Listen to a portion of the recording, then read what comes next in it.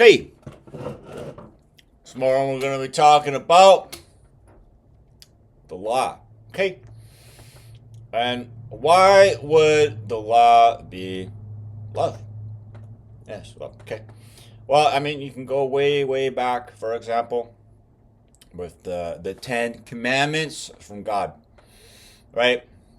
Now, I don't need to list them all off, right? But, thou shalt not steal, obviously, good example. Okay. Now, if God came down to us, a long time ago with the Ten Commandments, how would this be God's love? By talking about laws. Laws. Okay. Well, let's think about putting ourselves into the shoes of a thief. A thief. Okay. And if these laws, these commandments are lawful, and a thief is, chaotic, which is someone that, doesn't adhere to the law, what would a thief not like more than anybody else? Another thief. Okay, so what happens is the reason the thief doesn't like the thief, okay, is because when the thief goes and steals something supposedly from the lawful person, okay, the lawful person doesn't like the thief. And why? Because you stole my stuff, right?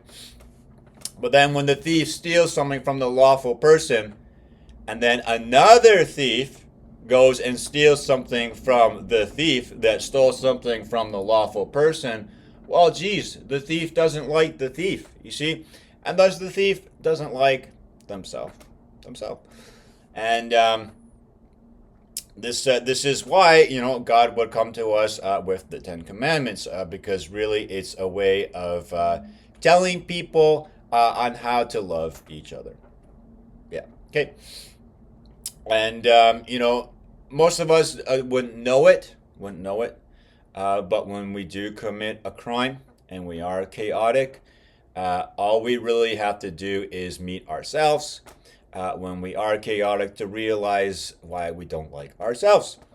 And this goes back really to the golden rule, which being summed up, every religion says it kind of differently. I kind of just like how the Catholics basically say it the best, because do upon others as you would want done upon you, right?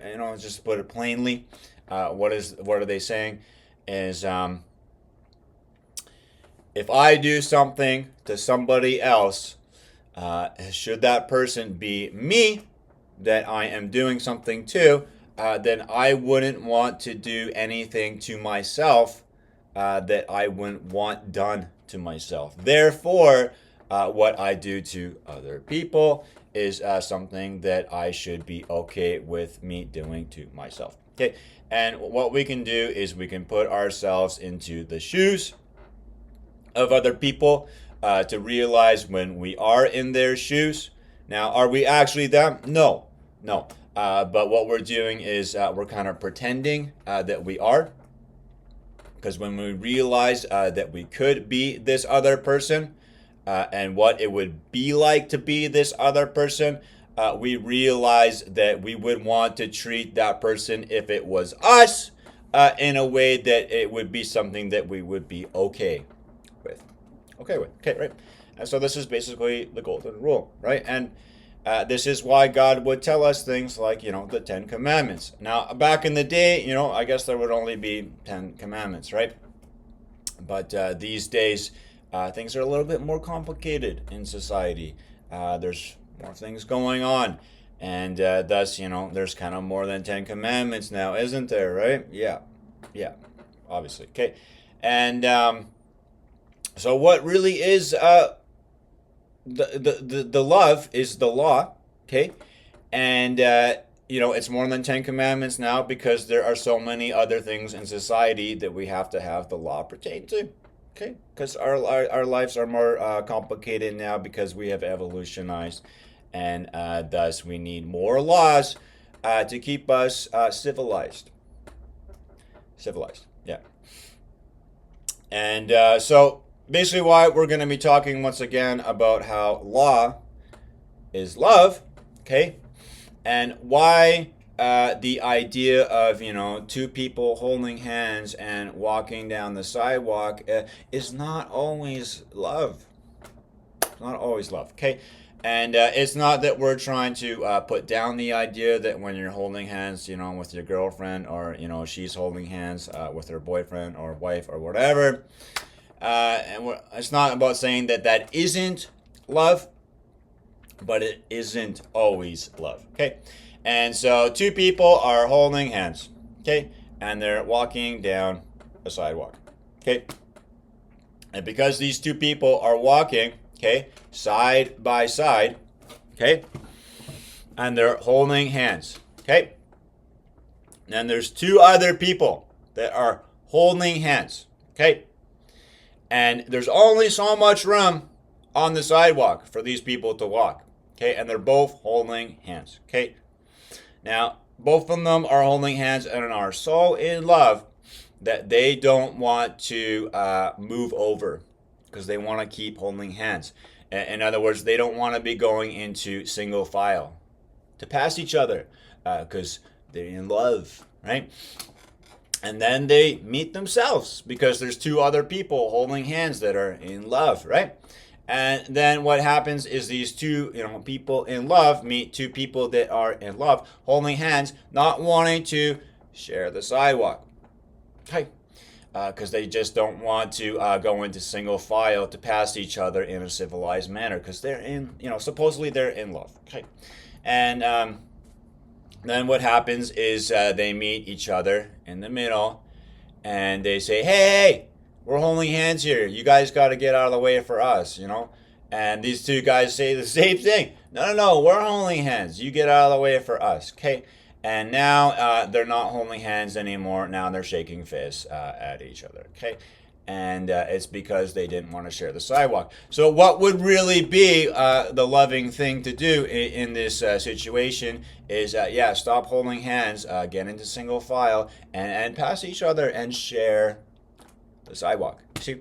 So now again, obviously, if you are, holding hands with that special somebody, it could be love. It could be love, right? But it only can be love when it's more than you just being loving towards that special somebody, but everybody else, right?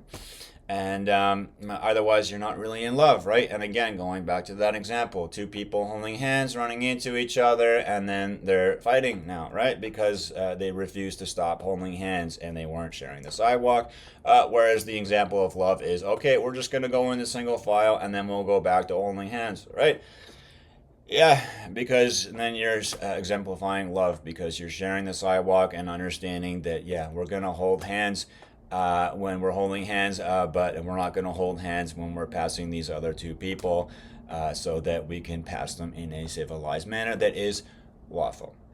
Lawful. You see, and this is how we continue to exercise love, right? Because these two people holding hands would want to be treated in a way that they would be okay with being treated themselves.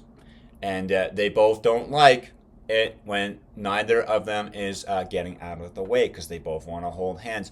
And really what they both want is to have the sidewalk be shared so that they can pass each other instead of shaking fists and starting fighting. So single file, pass each other, share the sidewalk, go back to holding hands. You see, now that is holding hands by knowing when to share the sidewalk and go into single file and going back to holding hands. That is the love. You see. And are we trying to talk about what is love? Well, kind of, okay, but more God's love, and not the Romeo and Juliet kind of love, which no offense, I find is quite delusional. When we think it is the Romeo and the Juliet that are the top example of love. Okay, I mean, really, what happened at the end of Romeo and Juliet? They both commit suicide because they're in love. Okay, and suicide is a sin, right? And so, would God say that Romeo and Juliet are the ultimate examples of love, right? No, but they are ultimate examples of being selfish. Yeah, being selfish. and having a obsession that is quite unhealthy that resulted in them committing suicide. Yeah, I mean, we know the story, and if you don't know the story, feel free to check it out for yourself. But Romeo thinks that Juliet has died. Okay, and then he poisons himself to kill himself, when really Juliet was kind of just in a slumber. You know what I mean, to put it plainly. And then she wakes up to see that Romeo killed himself because he thought that she was dead. And then she kills herself. Okay, so I mean, is this love? No, that's insanity. Okay, it's insanity because really, if you loved somebody else, right, and it was your special somebody, you know, if you were the spirit or the ghost after you had died and your love partner was still living, if you truly love them, you would want them to live on, right? You wouldn't want them to kill themselves because, you know, killing yourself, that's not love. That's suicide. Okay, that's suicide. Okay, feel free to look up the dictionary definition. Okay, but really, again, it kind of goes back to the law. The law. Okay, because is committing suicide a sin? Yeah. Is committing suicide against the law? Yeah. Yeah, it is. Yeah, it is. Okay. So again, no offense to everybody that likes to think that Romeo and Juliet is the ultimate example of love, because once again, I approach these things logically, rationally, and you know, it's good when you have the opinions and stuff, but at the end of the day, suicide is suicide, and love is love. And again, what is love? Adhering to the law. Adhering to the law. Okay, and following the law. And this kind of goes back to, you know, the lawful person that had the thief stealing from the lawful person. You know, the lawful person, right, is like, I don't like this thief, right? You stole stuff from me. I don't like that. Yeah, of course you don't, right? And then another thief comes along, okay, and steals from the thief that stole from the lawful person. And then the thief realizes, oh, wait, I don't even like myself. All right, because I'm a thief, and another thief stole the stuff that I stole. Yeah, you see, and no, you don't like yourself, because when you go out and do something that you would never want done to yourself, you realize why you don't like yourself. Okay, and you know, at the same time, how can we still talk about love with the law, with the criminal? Well, what we can do is we can hate the crime instead of the criminal. Okay, and the reason for this is when we hate the crime as opposed to the criminal, we're telling the criminal, it's not you that we hate, because we want to believe in you to be something better. Okay, we want you to be a lawful person again, and we want you to realize this. Because this is how we put faith into the criminal and allow them to understand it's not you that we hate, but we hate what you did. We hate what you did. Okay, because you did commit a crime and you wouldn't want it done to you. Okay, and when we allow the criminal to understand how they don't like something like the crime that they committed happening to them, then it becomes a eureka, right? And then we're not just pointing the finger at the criminal saying, I hate you so much. Well, no, because really what we hate is what they did. Yeah, what they did.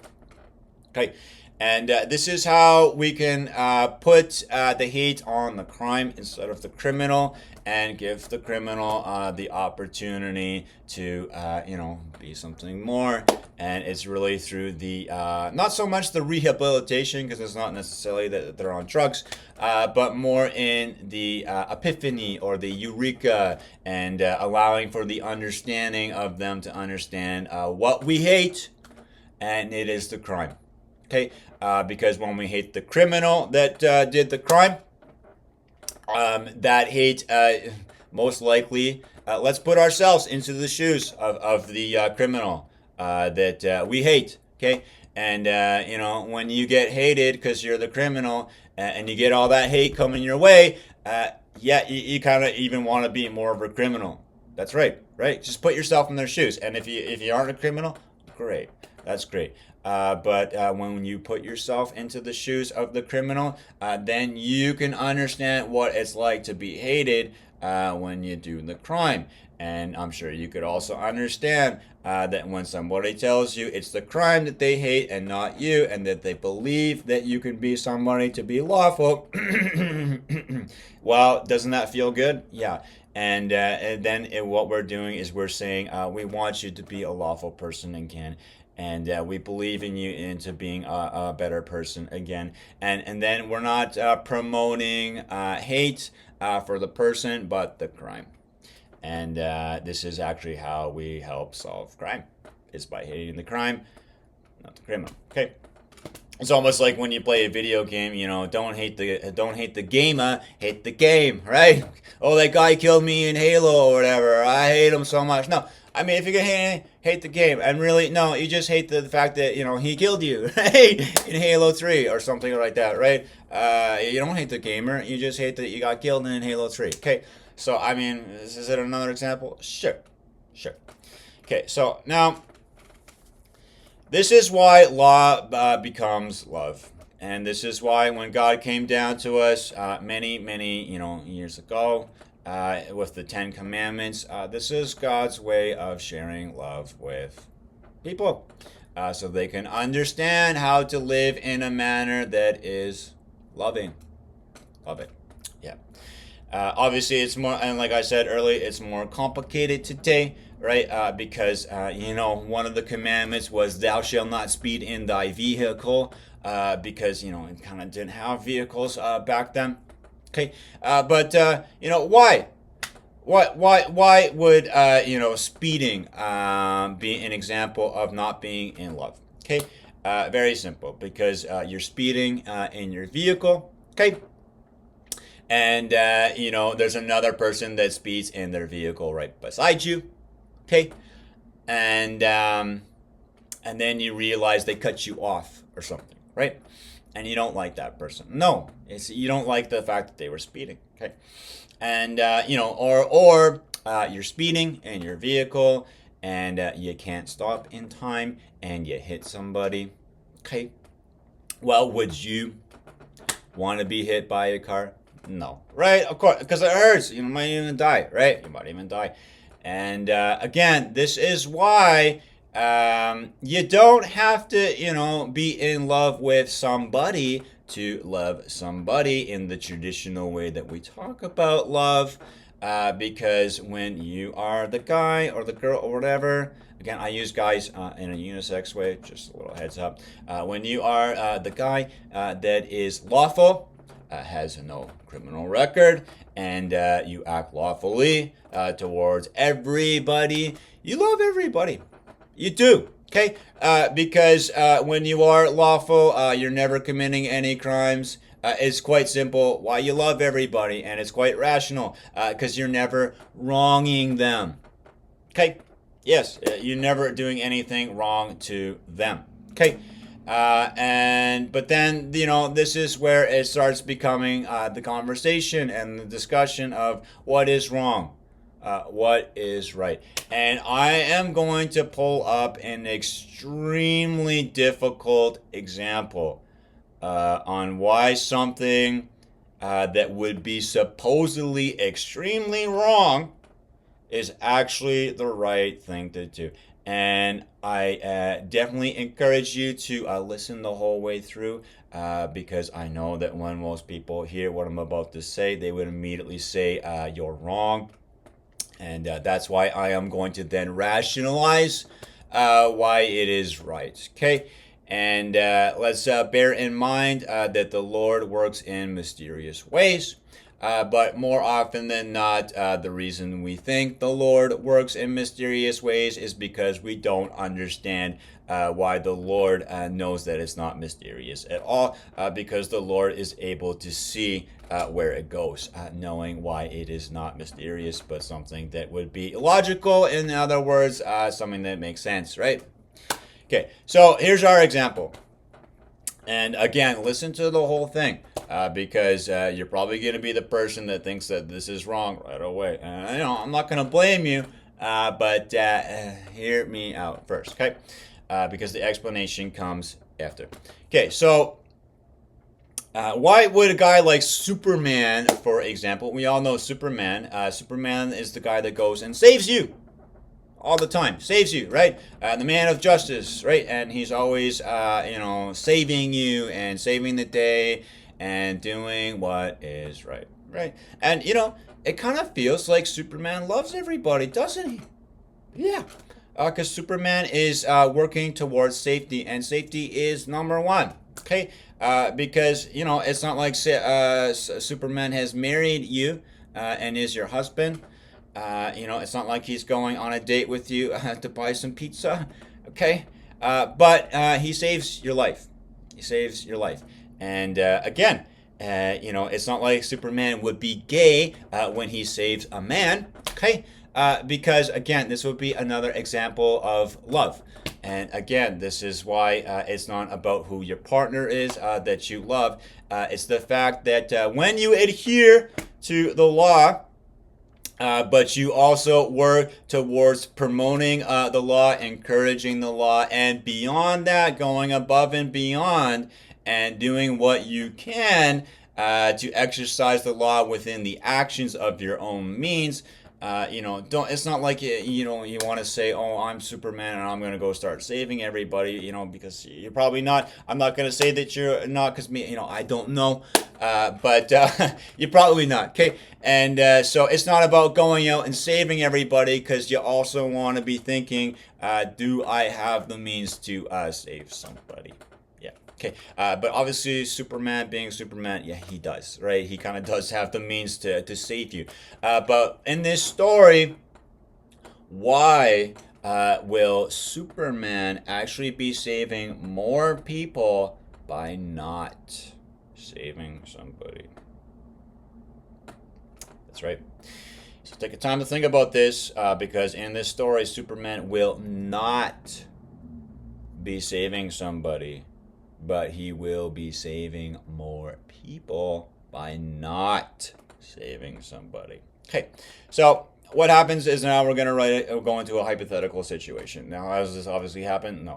But again, this is a hypothetical situation on how, the man of justice being Superman is going to show love. And again, think about it in the back of your head. Yes, the Lord works in mysterious ways, and, Superman's kind of like God, But what Superman is going to be doing here is not mysterious to him, because he knows why it is the greater lesson on how more people can be saved. Okay, so Superman and a lot of people are all kind of on the street. Not on the street, but on the sidewalk, and there's kind of like a festival going on.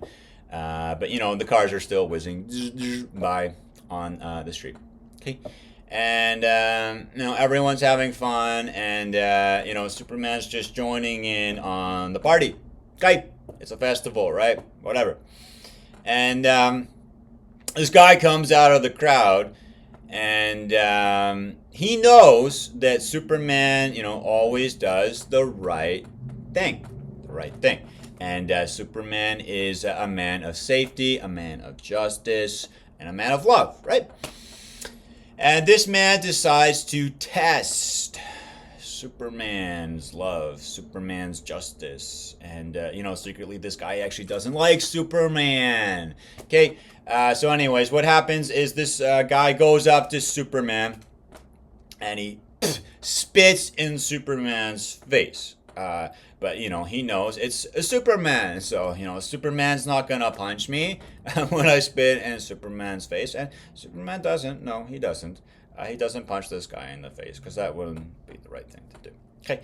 But at the same time, Superman doesn't like being spit in the face. Okay. So then afterwards, this man starts announcing to the crowd, Superman always does the right thing.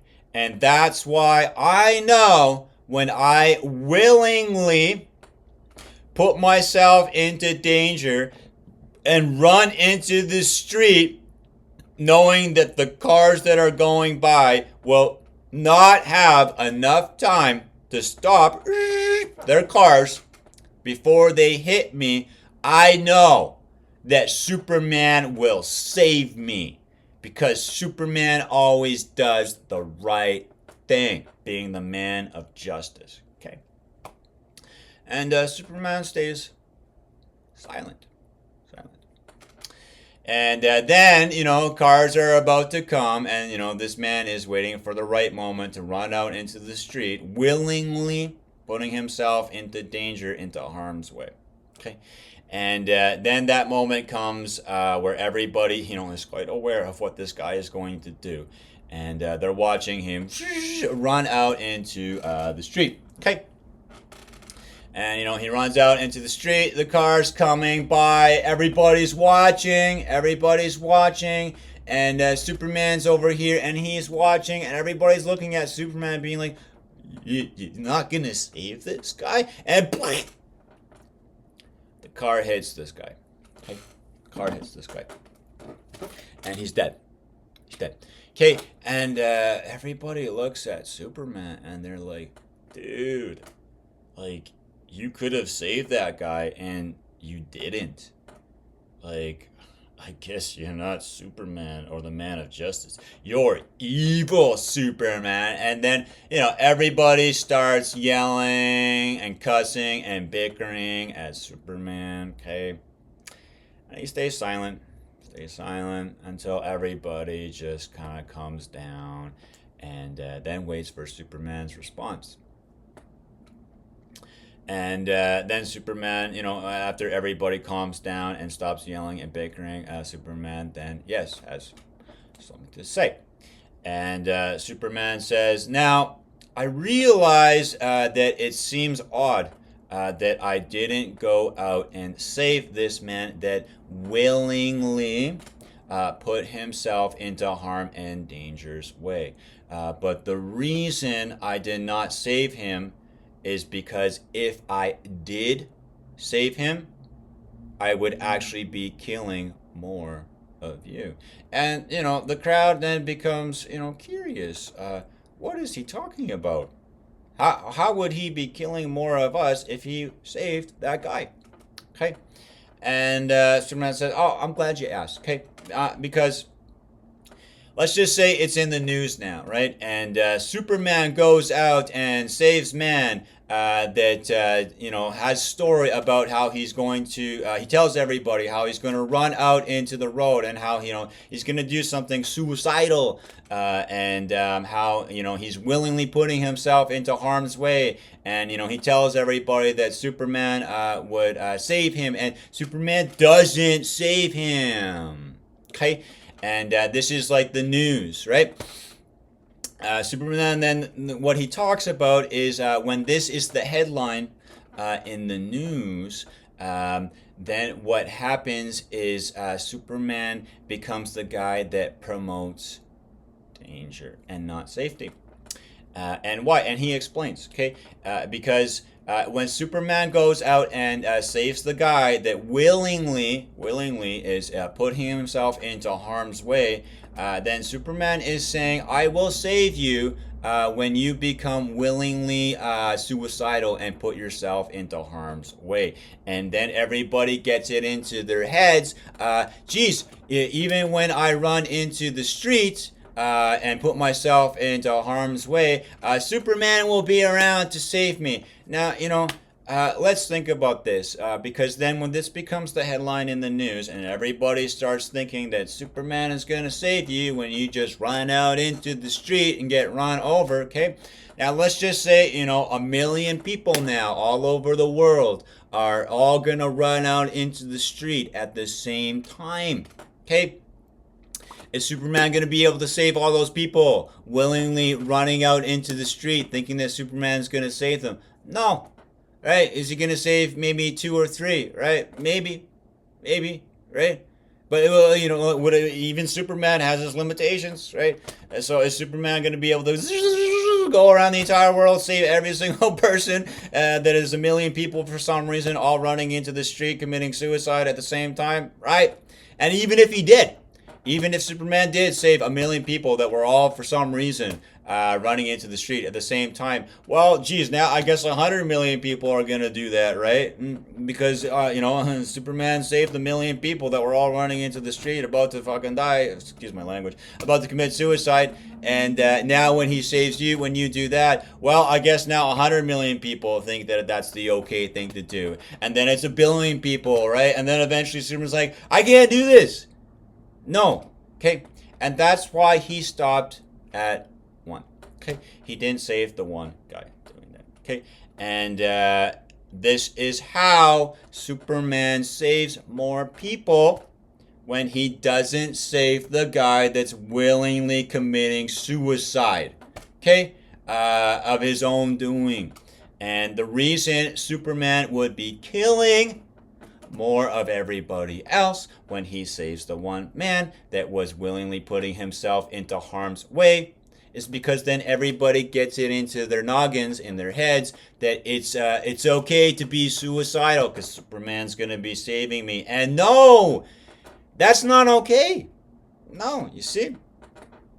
So this is how Superman explains that, I know it seems, rough that I didn't save this guy, but I had to let him die.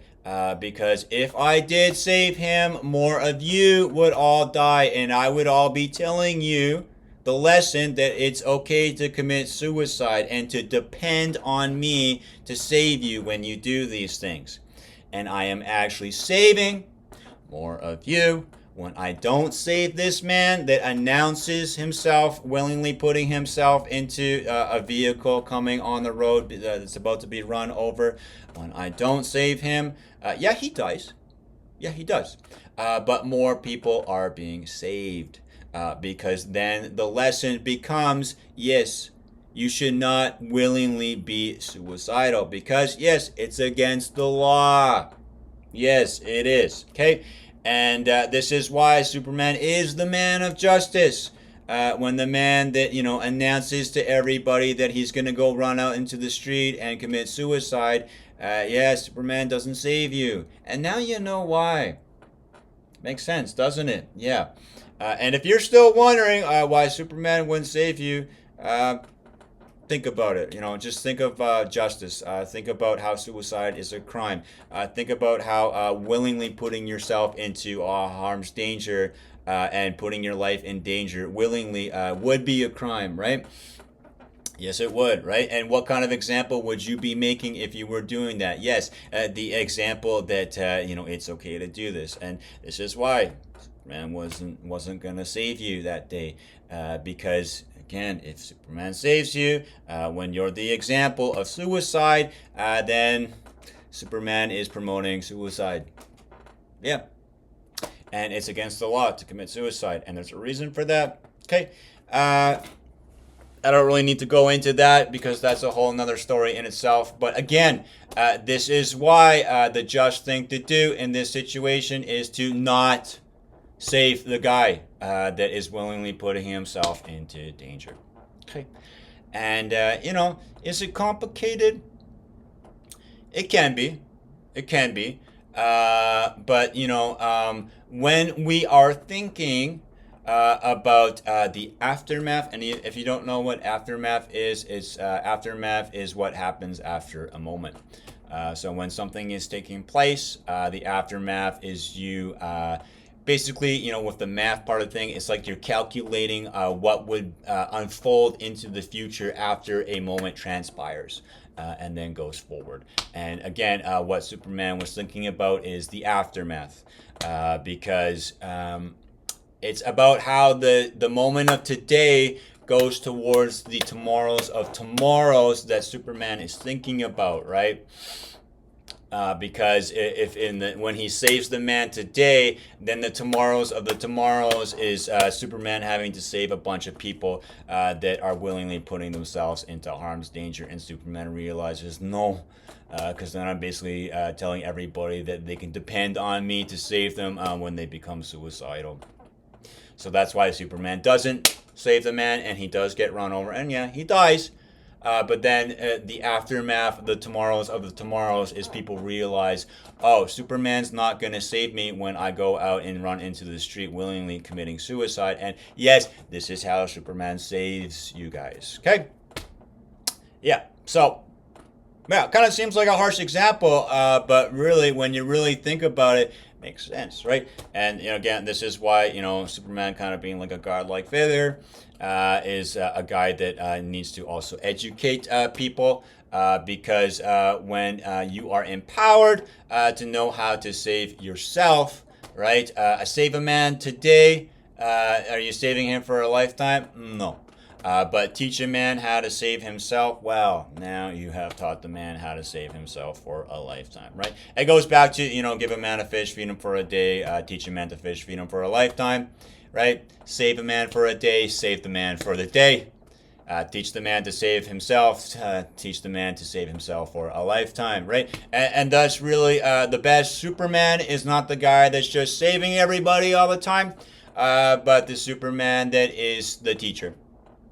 The teacher, and because really, when we know how to save ourselves, okay, then we are empowered for us to allow ourselves to know how to save ourselves, as opposed to being dependent on some guy to always save us, which let's think about this, is not always going to be able to save you. Okay. There's billions of people out there. Can Superman realistically go save everybody all day, every day, all the time? No, right? It's not happening, right? That's not practical. Yeah. And is Superman out there? Right now, no. But what are kind of the Supermen today, or Superwoman? Police, right? Yeah, people that keep you in line of the law. Yeah. But at the same time, as unfortunate as it is, nobody's above the law, and sometimes even the police don't do what is right. Okay, it happens. It happens. But that's all part of being human, and we learn from our mistakes on how to rectify them. And we're not really insane when we learn from these mistakes and don't repeat them. Okay. But yeah, it's something to keep in mind, because even the President of the United States, when he's above the law starts to become something that is meaningless. Okay? Because when you are, exempt from the law and the law doesn't pertain to you, it starts becoming meaningless when people realize this. And then the law loses its meaning, and when the law loses its meaning, it loses its effect in people having the faith and belief that the law is protecting them. And this is why nobody is above the law. Okay, there's a very good reason for that, because when you become above the law, really what you're saying is you're not going to be an example of God's love anymore. Okay, and you're not going to like yourself. Right? Because when you're above the law and you start doing criminal things and the law doesn't pertain to you, all you really have to do is meet your doppelganger, yourself, to realize why you wouldn't like yourself. Okay? So basically what I'm saying is when you're above the law, supposedly, and then you meet the other guy that's above the law, you don't like him, he doesn't like you, because you're both above the law, right? And that's why, yes, nobody's above the law. Okay? Because it's just that simple. When it's two guys that are above the law and they meet each other, they don't like each other. And is it that they don't like each other? No, they don't like that they're above the law. You see? So this is why nobody's above the law. And no offense, it's including the authority figure that represents the law is also not above the law. And I don't need to name any names, but I definitely had some situations where a police officer that I had to come into contact with and encounter with someone that was not actually adhering to the law. It happens. I know it sucks. It sucks. But I also told this guy that, hey, I'm trying to let you know that the way that you're behaving and conducting yourself is unlawful. And you being someone that does uphold the law when you act this way, think of what it would be like for you to deal with yourself when you are the corrupt police officer, and then you have to deal with the corrupt police officer that's just like you.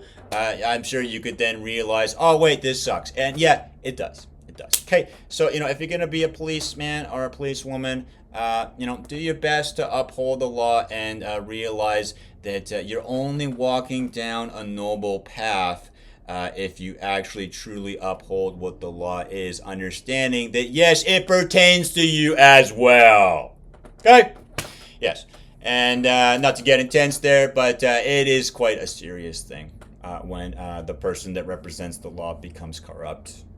A lot of people then start losing faith, like I did, because it happened to me, where I was the innocent citizen that had to deal with the corrupt police officer. And you start losing faith in the law. And it kind of becomes something when I start losing faith, other people start losing faith. And then we all have to realize, oh, yes, this is why nobody's above the law. Okay. And it kind of goes back to God's love. Okay. And then, so really, this is why we can talk about the law. But what I'm going to talk about now is I'm going to branch into an area of how we can raise accountability. And the nice thing is we have, these fancy gadgets today, things called like cameras, microphones, right? And, in America, for example, they raise accountability when everybody has the right to bear arms. Okay? And, I guess that makes all men tall when you've got the gun. Okay? But really, are you really tall? No, because, you might be short and then the other guy's tall. But when you both got a gun, you're going to... and you're both dead. Okay? So does that raise accountability? Maybe, right? Because you could think in the back of your head, I've got a gun, but so does this guy. But it also kind of makes things scary, doesn't it, right? Whereas, how can we raise accountability in a manner that is more civilized instead of you having the means of your disposal to literally kill somebody like pretty quick? The camera. Yeah. And what the camera does is it raises accountability because when cameras and surveillance is everywhere and Big Brother gets really big, when Big Brother is always watching you and you're always being watched no matter where you go. Maybe not in your own home, but everywhere else. As soon as you step outside of your home, you're always being watched. If you have a problem being watched when you're outside of your home in the public, well, what are you saying besides the fact that you're probably doing something wrong, right? Because if you weren't doing anything wrong when you left your place, why would you have a problem being watched, right? What would the problem be, right? And this is why, when you ask somebody how they feel about surveillance and cameras watching them everywhere they go, when you're driving your vehicle, all these cameras are watching how you're driving your vehicle, or you're walking down the street and, the cameras are all watching you. If you have a problem with that, really, what else are you saying besides the fact that I don't want to be watched when I'm doing something wrong? Yeah, that's what you're saying. Okay, because if you were driving lawfully and you were walking down the street lawfully, why would you care? Why? Right? Why would you care? Okay. And so it's almost like we can do a survey and we can ask everybody how they feel about Big Brother being the surveillance that's always watching you when you're not in your home. And when the answer is yes, I would like that, then this is most likely a lawful person. And when the person says no, I wouldn't like that, well, it's almost like you're going on a list now where sounds like you need to be watched, right? Yeah. Because what are you saying? Right? What do you mean you don't want to be watched? Why? Right? Well, I'm not going to say, but I'm actually a thief and I do wrong things and I don't want to be watched because I'm pretty sure the only reason I'm getting away with stealing Granny's purse is because there's no cameras watching. Right? Great, but you know what? No, it's not great. Okay. So, how can we help the police? And how can we also make sure that the police are accountable? And how can we make sure nobody is above the law? Cameras, microphones. Yeah, cameras and microphones. Yeah. Because when everybody knows that they're being watched and Big Brother becomes so big that Big Brother is always watching you, you then are always saying to yourself and thinking at the back of your head, I'm always going to be being watched, so I better behave myself. And yeah, you should. You should behave yourself, right? And you know what? There's a reason that this becomes another example of love. Okay. Because when that accountability is being raised and you're always being watched by Big Brother, well, guess what? You're always being watched by God as well, anyways. Okay. So, it's almost like Big Brother is God. And, is Big Brother God? No. But God is always watching everybody. And really, even when you're behind walls, right, and there's no windows, God can still see what you're doing. Okay. So, at the same time, how can we take the teachings of God and employ them into society? A very good start is obviously the cameras. And now they're doing it in China. And some people, seem to think that that's not a good thing. And I know when you say it's not a good thing, you're saying, well, I'm doing something wrong. And that's why I don't want cameras like they have in China, because I don't want to be watched. Okay? Yes, that's what you're saying. Okay? Because really, why is it a bad thing? And I actually touched upon this in one of my other videos where I talk about logic honesty, my ideology beyond the other ideologies in government today. But, Confucius, they're basically, the government in China is kind of doing its best to promote Confucianism, which, as opposed to being a religion or philosophy, is a code of laws. And, that's great because laws are synonymous with God's love. And thus, when the code of laws and Confucianism, for example, becomes the go-to, it actually becomes the religion that we can all agree upon, because we all can agree upon the fact that we want to be safe. Yeah, we can. Okay, and in China, what they'll do is they'll have like a facial algorithm, and what that means is that your face can kind of be deciphered by these cameras, so that your identification can be known right away. Okay, and I'm gonna actually take a very real example of how cameras could have been better for me, and because I was assaulted. Okay, actually, I've been assaulted twice now in basically the past couple of years, which kind of sucks. Yeah, kind of sucks. But anyways, the first time I got assaulted, this guy assaulted me, kind of random.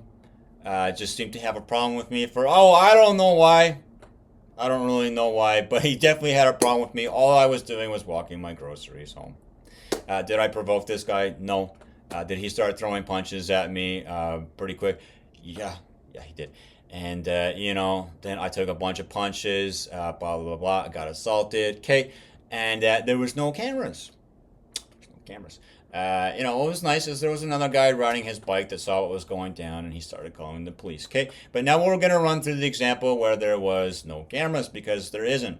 Right here where I live here in Edmonton, Alberta, Canada. No, there aren't cameras watching everywhere you go. It's truth. Okay, there isn't. Okay, and so basically what happened is I got assaulted. I then was waiting for the police to show up. They showed up about basically 20-30 minutes after I got assaulted.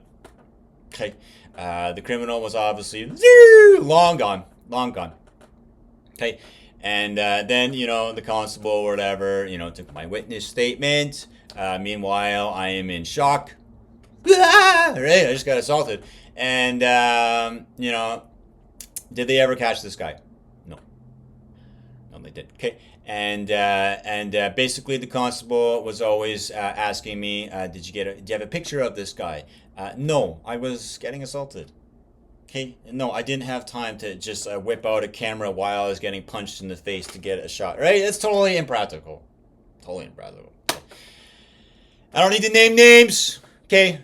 But once again, when you're the constable that's asking me to take the picture, right, just think about it, right? If you're the guy getting assaulted, right, and I'm asking you to get it, did you take a picture while you were getting punched in the face, right?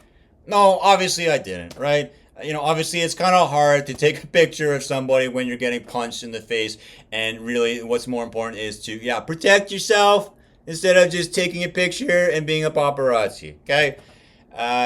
So no offense, but isn't it obvious? It should be. It should be. Okay. And, without the picture of the guy that assaulted me, they had a hard time finding him. And then eventually another constable came onto my case because the first constable basically totally dropped the ball, actually stopped communicating and replying to me. I emailed this guy a couple of times, 3-4 times, he kind of had some excuses to make, saying, I'm a pretty busy guy. And basically about 7 months went by and the guy didn't reply to my emails at all. Like basically totally ignoring me, which is pretty low. It's pretty harsh. Yeah. And so then a new constable was put on my case because I went through the police review commission, complained about this guy. So someone in the government kind of investigated everything. And then a new constable got put on my case. And the new constable gave up basically within about 2-3 weeks of taking on the case. And he basically told me, well, unless you're able to go out and find this guy and take a picture of him, I don't really know what else to do. Okay. And once again, what would it be like to ask me, the guy that doesn't have the police equipment that police have? Do I have a gun? No, I don't have a gun. Am I armed with weapons like the police are? No, I'm a civilian, okay? I'm not a policeman. And, is it putting me in danger's way when the policeman is asking me to potentially go out and look for the guy that beat me up to take a picture of him? That doesn't sound safe, Constable, because then I am literally looking for the guy that beat me up to take a picture of him. That doesn't sound like my job. Right? Because if anything, you're taking a picture of me. Now I'm going to go beat you up again. Oh, hopefully I can get away. No. Right? That's ridiculous. Now, this actually happened. Again, I don't need to name names. Okay? But I think it's pretty obvious how ridiculous this is for me to be asked to basically do the policeman's job when I have none of their equipment. I don't have the little radio to ask for backup. And it's up to me to get the picture of this guy so they can, find him. Right? That is ridiculous. Right? Because then I'm just putting myself in harm's way. And what did we talk about earlier with the Superman story? Yes. No, I'm not willingly going to put myself into harm's way. That is a ridiculous notion that is also insane. It's insane. Okay, anyways. So, what would it be like if there was cameras? Okay, well, I don't think I need a witness statement anymore when there was cameras that saw everything that happened. Yeah. And I'm pretty sure if there was no one there to call the cops, and this was on Big Brother's cameras, I'm pretty sure a policeman would then, assuming he's going to do the right thing, is going to start driving down there and rectify the issue. Okay? And when the criminal runs away from the scene of the crime, whoa! Awesome, because there's other cameras now that see which direction he went. And so then you go to the next camera in the direction he went, and now that camera's watching him. And then he goes from that second camera to the third camera, the fourth camera. And it sounds like you're going to catch that guy pretty quick now, aren't you? Right? Which means basically the crime could have been solved and the guy could have been caught the same day. Yes, the same day. Okay? And what happens instead? I already described. I did my witness statement. Well, I'm in shock, right? I have to deal with a whole bunch of corrupt police guys that give up on me and ignore me and practice illegal discrimination towards me. Do I feel safe? No. That I was the guy that realized, it's scary. It's scary because it is. It is scary when you get assaulted and you realize, geez, if that happens again, and it actually did happen again to me, not by the same guy, but I actually got assaulted again. And, then I'm the guy that starts thinking, geez, I wouldn't mind having a gun so I could protect myself, right? But then, when I have the gun, then Joe Blow can get the gun, the other guy can get the gun, the other guy can get the gun, and then we all have guns, and yeah, no good. Okay, so what do I want? Cameras. Yes, I wouldn't mind living in China. Am I Chinese? No. But why would I not have a problem living in China? Because I am a lawful citizen. Okay? I have no criminal record.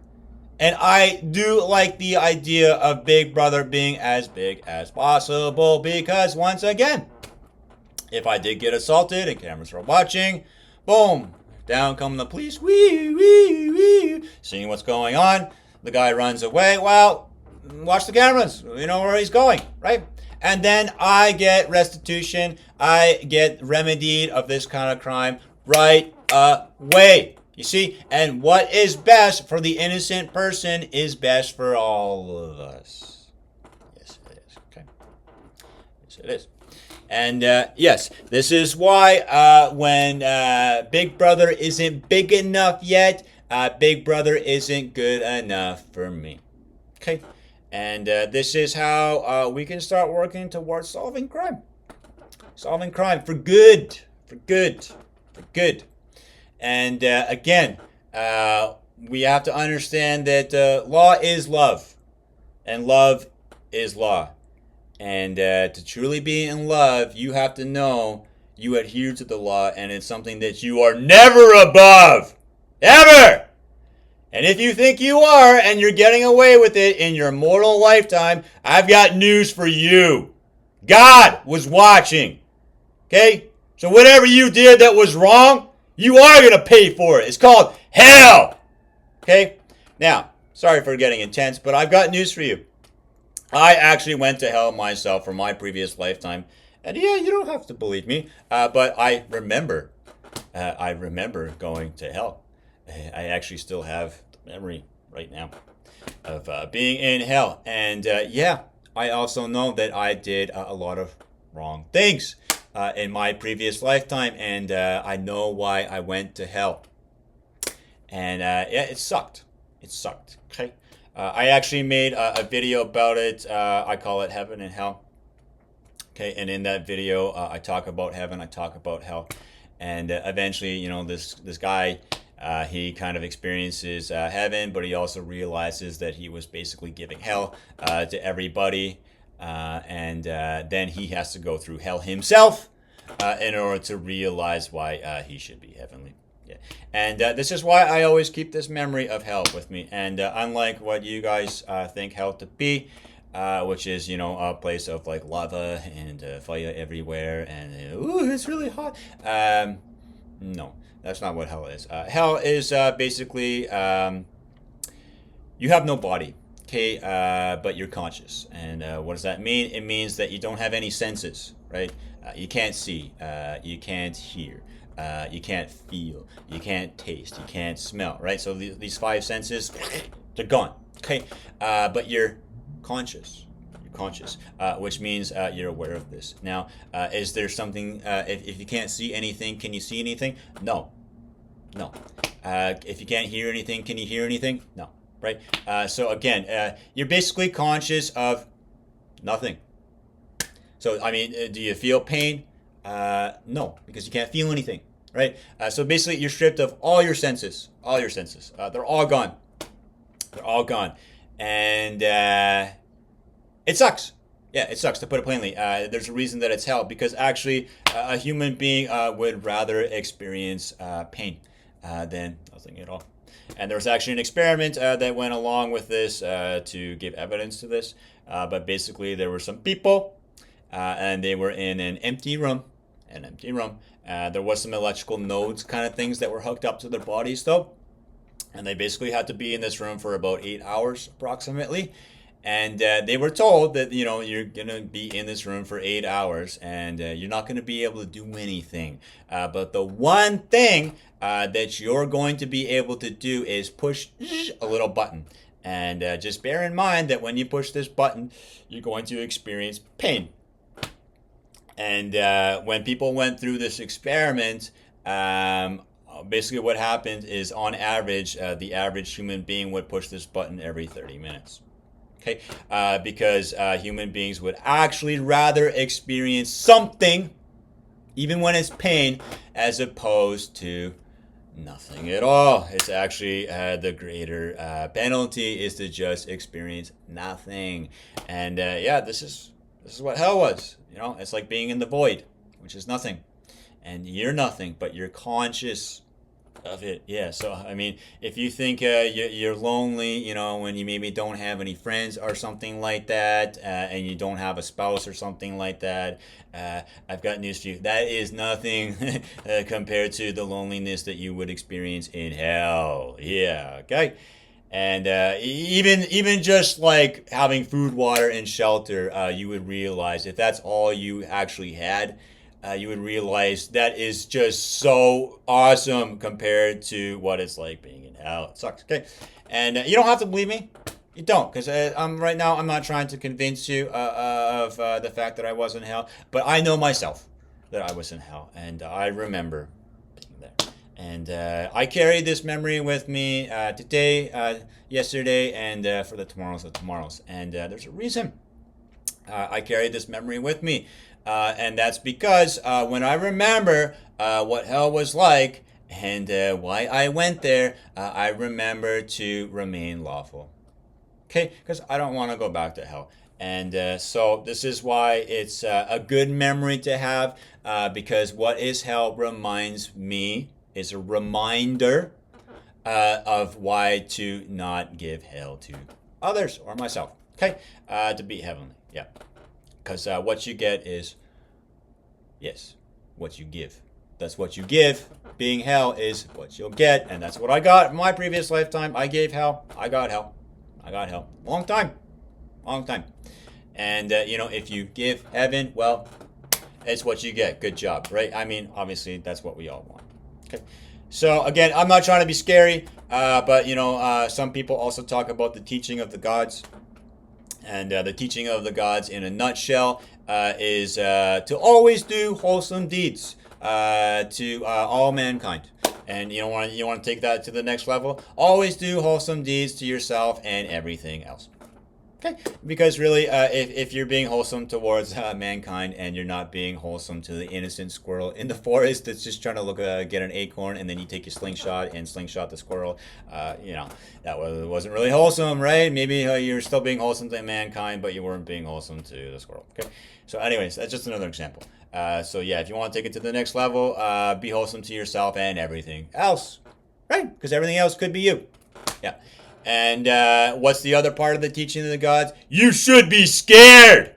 You should be scared to do unwholesome deeds. Because if you're not scared, you will be.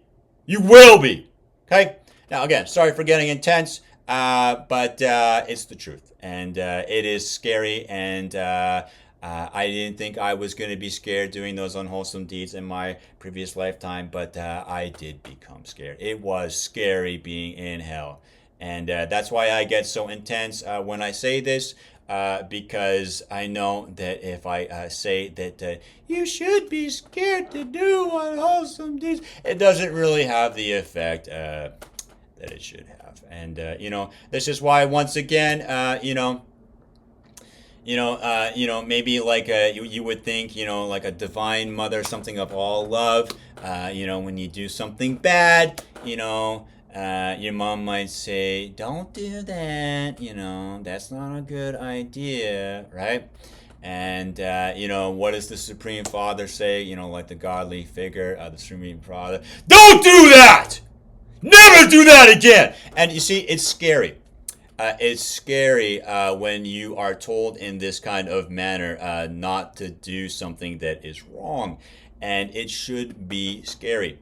It should be. Because when it is scary that you do something wrong, it is that fear that helps you become something of being something that is good. Okay, and the reason why God loves you, when God tells you, for the, like for example, the Ten Commandments, right? Would God say the Ten Commandments to Moses, saying, "Thou shalt not steal, Moses. Don't do that. That ain't no good," right? No. God would be more like, "Thou shalt not steal," right? Because then Moses is like, "Okay, yeah, I'm listening, God," right? Yeah, I'm listening, and it is intense. It is intense. The Supreme Father is intense. Yeah, but it's love. It's love all the same.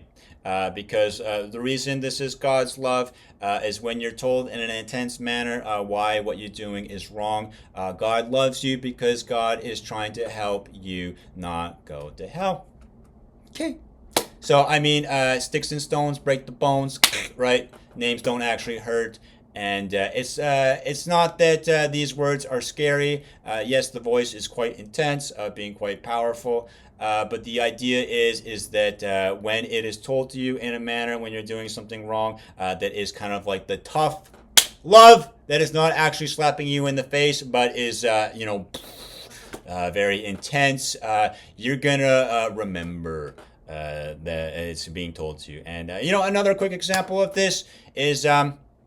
I used to be, the teenage boy or whatever, the guy that was younger, and, I was kind of the bad boy, and I was doing bad things, and when I was doing these bad things, basically my parents would tell me, in kind of a polite, kind way, to not do these things, and it was the one day that my dad basically just was totally fed up with me doing these bad things, and he banged on the table and yelled at me at the top of his lungs. And yeah, I will always remember that, okay?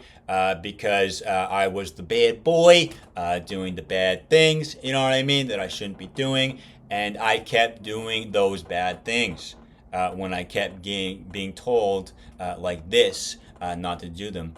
"Don't do that, son. No, please don't do that. That's not the right thing to do, okay?" And then, I would be thinking, that wasn't so bad being told like that. I'm going to keep on doing that. And then the one day, my dad, bangs the table. Bam! Right? And then he's like, "Whoa, don't do that anymore!" Right? Well, holy shit, Dad. Yeah, I'm listening. Okay? Yeah. So it's for your own good. It's not fun to experience, but it shouldn't be fun. Okay? Because what you're doing wrong isn't fun. Okay? And yes, it is love when you're being told in an intense manner not to do something that is wrong. Okay?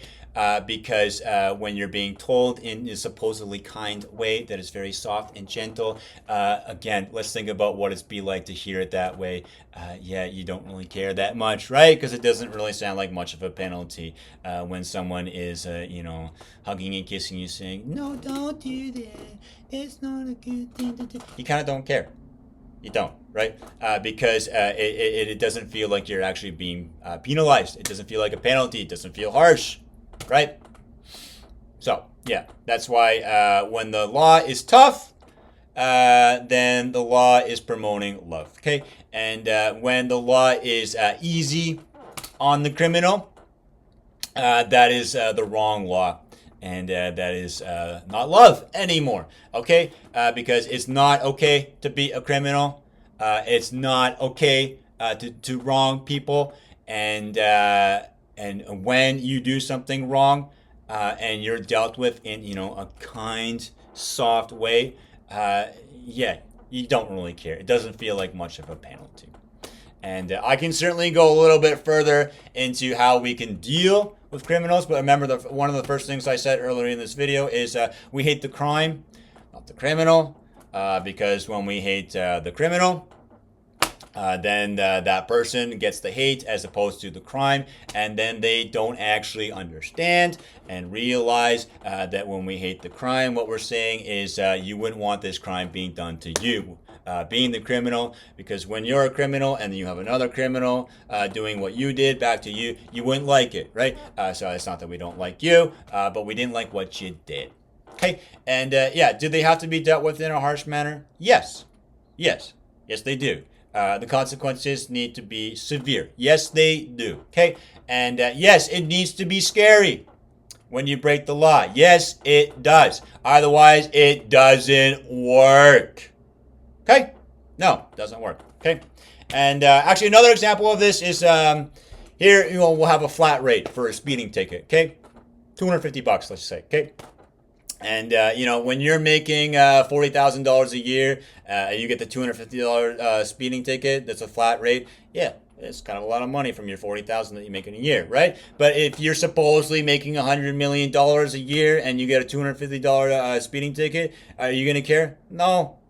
No, it's $250 out of the $100 million that you make. And once again, now the law is something that is no longer loving, because the guy that makes $100 million and doesn't give a damn about the $250 speeding ticket, when that is basically just a couple pebbles compared to what he actually makes in a year, he doesn't care about speeding, which means he doesn't care about the law.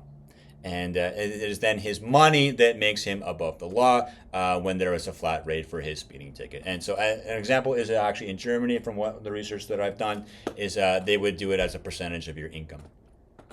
Okay, which is a good idea, because then when you're making $40,000 a year, if the speeding ticket supposedly would be 1% of your income, that's $400, and if it was 1% of your income when it's $100 million, that's $1 million. And that's why you would care. Yeah. And so this is why the flat rates for certain fines and crimes don't make any sense. Because if you make enough money, you're not going to care. You're not going to care. And when you don't care about breaking the law because the penalty doesn't really pertain to you, because it's basically a couple peanuts compared to what you make in a year, and then you stop caring, you actually eventually run into yourself. And then you realize when another guy like you also has a bunch of money that doesn't care about how the law pertains to him because he has all this money, then when you meet this guy and he is breaking the law against you, and you're breaking the law against him, then you realize, oh wait, we don't like each other. Oh wait, that's exactly what we're like. Yeah, see, and that's why you don't want to be above the law, and this is why the law needs to be extremely severe, okay? Because if you're not scared of the law isn't working. Yeah, okay. And once again, even if you are getting away with breaking the law, that's what I thought in my previous lifetime. And then I went to hell. And so again, if you think you're getting away with it, that's fine. And maybe you have a belief system where you don't believe in God, or you don't believe in these kinds of things, and that's fine too. Because really, I can't tell you that these things are real. I just know them for myself because of my memory and my experience of being there myself. So are you me? No. And am I you? No. But do I remember these things? Do I remember the experience? Yeah. And that's really all I can give to anybody else, is my own experience and my memories of these things. And it's really the only way that I can help the rest of you that don't have these memories. Okay. So anyways, this is my 2 cents on crime. Law is love. Law must be something that nobody's above, for then the law stops working. The law must be harsh. Law must be harsh. We hate the crime, not the criminal, for we allow the criminal to understand they would not like the criminal that does what they did to them. So we talk about the golden rule: do upon others as we want done upon ourselves, right? In a nutshell. And then we talk about making Big Brother bigger. Yeah. And it's basically what we're doing is we're taking God's love and basically marrying it to how we govern society. Yeah. And the other good thing, I actually talked about it in my Logic Honesty video, is digitizing currency, as well as dealing with the poor people, all this digitizing currency. When we have a trail for every transaction, when you have the cash to buy the gun on the black market, Guess there's no trail for that, right? And again, then it becomes pretty hard. So making Big Brother as big as possible is definitely in the interest of everybody because safety is first. And we all want to be safe at the end of the day. And when we don't promote these kinds of things, we in turn become our own enemies because we then realize that we're not safe either. And then when all currency is digitized and you can't go out onto the black market because if it's all digital, right? And there's no paper money anymore, there's no coins anymore. Well, the only way for you to basically work on the black market then is to barter. And that makes it hard for the black market, which is a good thing because the black market is illegal. Yeah, it is. Okay. And that's also the whole war on drugs as well. You know, obviously mostly in the black market, right? It's illegal. Yeah. So by digitizing currency, basically there's a transaction for everything. And then when it's the cocaine dealer that wants to sell the cocaine on the black market and you don't have money anymore because it's all been digitized, and then you're coming to him with some of your Xbox games saying, can I give you these Xbox games for your cocaine because I don't have currency anymore, it's all digital, and if I pay for it with my bank card, there's going to be a trail, so how about these Xbox games for that cocaine, right? And then the cocaine dealer is thinking, I hate the bartering system, and it's it kind of sucks because Xbox games are cool, but the cocaine guy's saying I don't play Xbox games, and then the guy with the Xbox games is saying I've already played these Xbox games, I want your cocaine, and then they're not making a deal. Okay. Obviously, that's a pretty silly example, but again, it's the bartering system, and when we force the black market to resort to bartering, when all currency becomes digitized, because there's a trail for everything and they don't want that trail when they're doing something illegal, we then make it harder for them. Yeah. Okay. So anyways, these are all ideas and concepts on how we can embrace God's love, okay, which is the law. That's right. Okay. And don't forget about the example about how Superman does not save somebody. Because again, obviously at first we're like, Superman didn't save that guy. But again, Superman's saving more people. When you are being suicidal and willingly putting yourself into harm's way. Because when you get saved and you're willingly putting yourself into harm's way, then when you get saved, we are then promoting danger.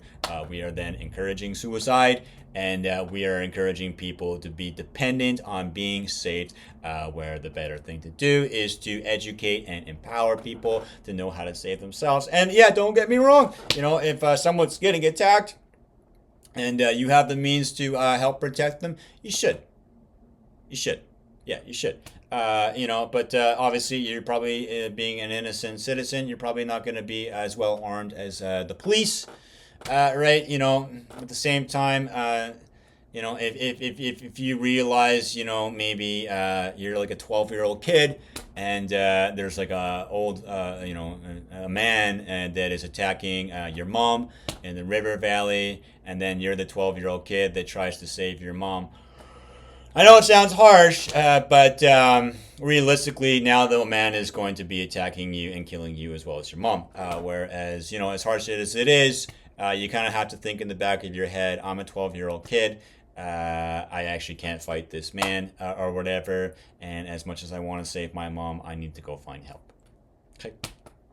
And it's just about being practical because obviously you want to save your mom. Yeah, of course you do, right? But when you go and save your mom and then you die just like your mom does because this man kills both of you, as much as it sucks, the better thing to do is to go get help and save yourself, as opposed to dying along with your mom. And hopefully when you go get help, you're saving your mom as well. Okay. These are the hardest decisions that we usually have to make because it seems like there's no right answer. But the right answer at the end of the day is do not put yourself into harm's way when you don't have the means to protect yourself. Okay. Yeah. And don't promote the idea of saving somebody when they're willingly putting themselves into harm's way. Because then we're teaching everybody that they can depend on being saved, and then more of us actually die. Okay. So understanding what safety is not always saving somebody. I know it sounds harsh, but when you think about the bigger picture, you got to think about the aftermath and how things unfold into the future. And I know it's a harsh example, but yes, sometimes the answer is not saving somebody so that more lives can be saved. Okay, have a good day.